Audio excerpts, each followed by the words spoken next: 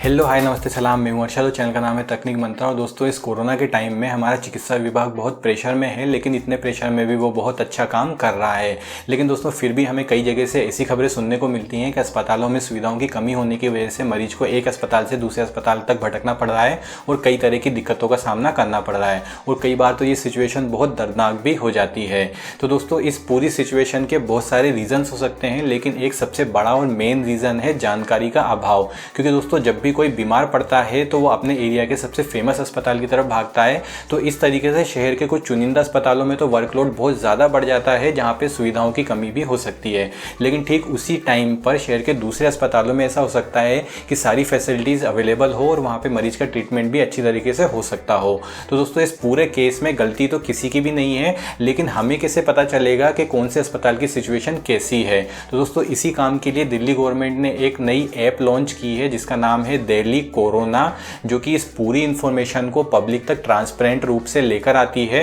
और इस ऐप के जरिए कोई भी आदमी किसी भी टाइम पर ये इंफॉर्मेशन जान सकता है कि कौन से अस्पताल में कितने बेड खाली हैं, कितने वेंटिलेटर अवेलेबल हैं और कौन सा टेस्ट सेंटर है और कौन से अस्पताल में कैसी सुविधा अवेलेबल है।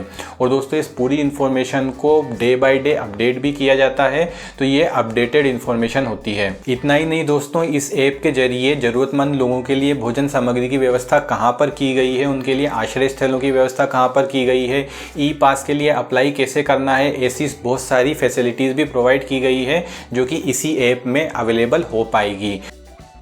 इसके लिए आपको अपने प्ले स्टोर में सर्च करना है दिल्ली कोरोना और इंस्टॉल पे क्लिक कर देना है। फिर ओपन पे क्लिक करना है, तो ये आपकी दिल्ली कोरोना ऐप ओपन हो जाएगी। इसमें ऊपर की तरफ आपको लैंग्वेज चेंजिंग का ऑप्शन मिलता है, जिस पे क्लिक करके आप हिंदी या इंग्लिश कोई भी लैंग्वेज चूज़ कर सकते हो। अभी इसकी लैंग्वेज इंग्लिश है, मैं हिंदी पे क्लिक कर लेता हूँ। तो देखिए, इसकी लैंग्वेज हिंदी हो चुकी है। इसमें सबसे पहला ऑप्शन कोविड-19 बेड के लिए दिखता है, जिसमें कुल अधिकृत और खाली बेड की संख्या दी गई है। इसको क्लिक करने पर पूरे हॉस्पिटल वाइज लिस्ट खुल जाती है, जिसमें प्रत्येक हॉस्पिटल में कितने बेड टोटल हैं, उसमें से ऑक्यूपाइड कितने हैं और वैकेंट कितने हैं, इनकी क्वांटिटी दी हुई है। और जैसा कि आप देख पाओगे, ये लिस्ट 3 जून सुबह 10 बजे अपडेटेड है और इसके नीचे यहाँ पर इनका टोटल दिखा रखा है। और बिल्कुल इसी तरह से यहाँ पे कोविड-19 वेंटिलेटर की क्वांटिटी दिखा रखी है, कुल अधिकृत और खाली। इसको अगर हम क्लिक करेंगे तो बिल्कुल वैसे ही यहाँ पर लिस्ट खुल जाती है। और इस लिस्ट का फ़ायदा ये है कि इस लिस्ट को देखकर आप ये डिसाइड कर सकते हो कि आपको ट्रीटमेंट के लिए कौन से हॉस्पिटल में जाना चाहिए, किस हॉस्पिटल में आपको फैसिलिटी मिल जाएगी। इस पेज को नीचे स्क्रॉल करने पर आपको चीफ मिनिस्टर ऑफ दिल्ली का वीडियो लिंक मिल जाएगा, आप चाहें तो इसको देख सकते हैं। और इसके नीचे अधिक जानकारी की टैब है, तो हम इस पर क्लिक करेंगे। यहाँ पर देखिए, आपको फर्स्ट टैब मिलती है दिल्ली कोरोना अपडेट्स की, तो इस पर क्लिक करेंगे। यहाँ पर देखिए, आपको दिल्ली में कोरोना और देश में कोरोना से जुड़ी जानकारी मिल जाती है, जो कि रिसेंट अपडेट है कि अभी क्या स्थिति हमारे देश में और दिल्ली में चल रही है। यहाँ पर सबसे नीचे आपको दिल्ली सरकार कोरोना हेल्पलाइन का व्हाट्सएप नंबर मिल जाएगा।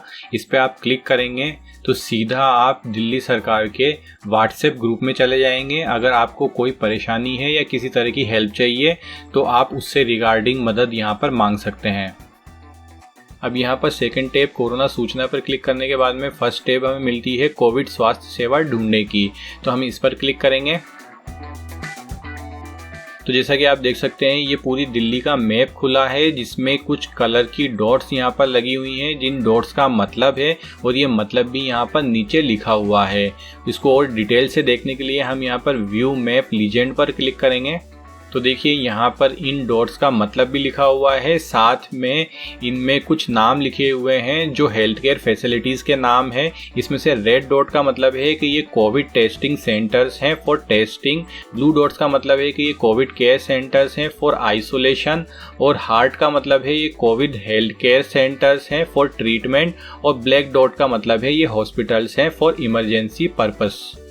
तो इस कलर कोडिंग और मैप में फैसिलिटी की जगह देखने के बाद में कोई भी आम आदमी इस बात को आसानी से डिसाइड कर सकता है कि उसे कौन सी परेशानी में किस हेल्थ केयर फैसिलिटी पे जाना है और उस हेल्थ केयर फैसिलिटी में बेड्स की संख्या और वेंटिलेटर्स की संख्या कितनी है, और उनकी अवेलेबल क्वांटिटी के आधार पर वो डिसाइड कर सकता है कि उसके लिए बेस्ट सूटेबल ऑप्शन क्या है। और जब वो ये डिसाइड कर लेगा तो वो इस फैसिलिटी का एड्रेस भी यहीं से पता कर सकता है।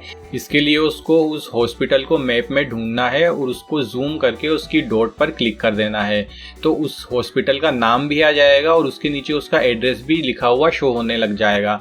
और इस ब्लू कलर के गेट डायरेक्शन बटन पे क्लिक करने के बाद में वो अपनी लोकेशन से उस हॉस्पिटल या टेस्टिंग सेंटर तक का रास्ता भी इस मैप पर देख पाएगा। अब इसे बैक कर लेते हैं और यहाँ पर सेकंड टैब के बारे में बात करते हैं, जो कि है दिल्ली में नियंत्रण क्षेत्र या फिर कंटेनमेंट जोन। तो इस पर क्लिक करने के बाद में दोबारा से हमारे सामने दिल्ली का मैप खुलता है, लेकिन इस बार डॉट्स केवल एक ही कलर की है और वो है रेड। और आप नीचे देख सकते हैं कि इन रेड डॉट्स का मतलब है कंटेनमेंट जोन। और जब आप इस पर जूम इन करेंगे तो आप देख पाएंगे कि ये रेड एरिया है जो कि कंटेनमेंट जोन को इंडिकेट करता है। ये पूरा एरिया जो कि लाल कलर से दिखा रहा है ये कंटेनमेंट जोन है।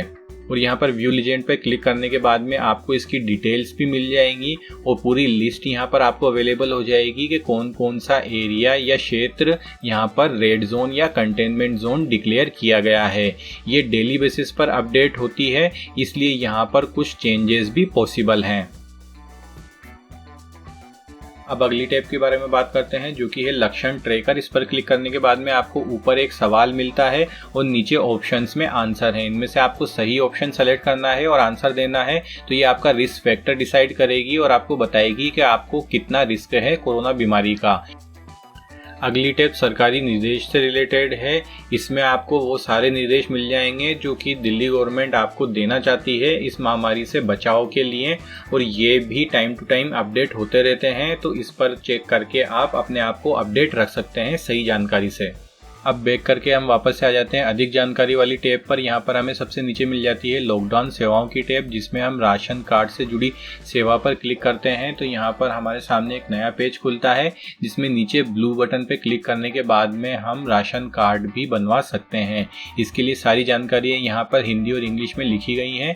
यहाँ पर अपना मोबाइल नंबर एंटर करेंगे, फिर आपके मोबाइल नंबर पर OTP आएगी और इस प्रोसेस को आगे बढ़ाकर आप राशन कार्ड के लिए आवेदन कर पाएंगे।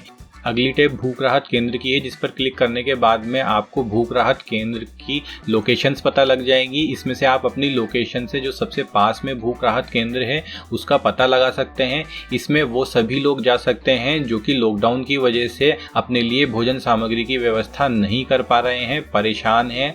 तो ये सभी लोग इन भूख राहत केंद्रों पर जाकर अपने और अपने परिवार के लिए भोजन सामग्री की व्यवस्था कर सकते हैं। अगली टैब का नाम है आश्रय स्थल का पता लगाएं। तो अगर आपको आश्रय स्थल की ज़रूरत है तो इस पर क्लिक करके आप उसका एड्रेस को जान सकते हैं और वहां पर संपर्क कर सकते हैं। इसकी जो लास्ट टैब है वो ई पास से रिलेटेड है और यहाँ पर देख सकते हैं आप कि ई पास के लिए कंडीशंस लिखी हुई हैं। अगर आप इन कंडीशंस के लिए क्वालिफाई करते हैं तो यहाँ से आप ई पास को अप्लाई कर पाएंगे इन सभी जानकारियों को फिल करके। अब हम वापस से बैक करके अधिक जानकारी वाली टैब पर आ गए हैं। यहाँ नीचे रेड टैब पर क्लिक करने पर हमें डोनेशन से रिलेटेड इन्फॉर्मेशन मिलती है। इस इन्फॉर्मेशन को फॉलो करके हम दिल्ली सरकार को कोरोना से लड़ाई के लिए हेल्प कर पाएंगे, इसके लिए डोनेशन कर पाएंगे। और इस पेज में सबसे नीचे की तरफ आपको ब्लू कलर का फीडबैक बटन मिल जाता है, जिस पर क्लिक करने के बाद में आप अपनी पर्सनल इन्फॉर्मेशन को भरकर अपना फीडबैक भी दे सकते हैं और इस सबमिट बटन पे क्लिक करके उस फीडबैक को सबमिट कर सकते हैं और दिल्ली सरकार तक अपना सुझाव पहुंचा सकते हैं। तो दोस्तों ये तो अभी एक पहल है जो कि दिल्ली गवर्नमेंट ने की है। मेरा ऐसा मानना है कि दूसरे राज्य जहां पर कोरोना संक्रमण ज़्यादा फैल रहा है वो भी इसको फॉलो करेंगे और अपने राज्य के लोगों के लिए नई ऐप या फिर वेब पोर्टल को लॉन्च करेंगे या फिर पुराने पोर्टल में ही कुछ ऐसी फैसिलिटी ऐड कर देंगे जिससे कि उनको ये इन्फॉर्मेशन भी मिल पाए। और जब वो ऐसा करेंगे तो मैं उसका अपडेट भी आपको कर दूंगा।